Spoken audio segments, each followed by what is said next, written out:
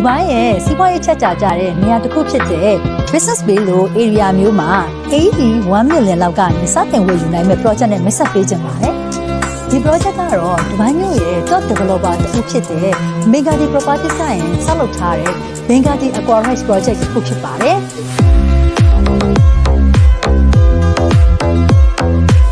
ဒူဘိုင်းမြို့ရဲ့ကမ္ဘာ့စိတ်မီစီးပွားရေးချက်ချာနေရာဖြစ်တဲ့ Business Bay မှာတည်ဆောက်သွားမှာဖြစ်ပြီးတော့ Quarter 2 2027 မှာအနက်သွားမဲ့ off plan project တစ်ခုဖြစ်ပါတယ်။အနီးနားရှိအထင်ကြီးနေရာများကတော့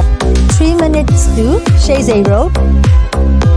5 minutes to Dubai Canal Wharf and Dubai Opera 8 minutes to Burj Khalifa နဲ့ Dubai Mall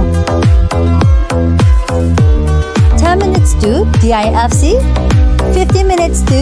Dubai International Airport ကိုဖြစ်တာကြောင့်ဒီနေရာအဖြစ်မိသားစုတွေနဲ့ professional တွေရင်းနှီးမြှုပ်နှံသူတွေနဲ့အဆင်ပြေတင့်တော်တဲ့အတွက်အဓိကလမ်းမကြီးတွေနဲ့လည်းလွယ်ကူစွာသွားရောက်နိုင်မှာဖြစ်ပါတယ်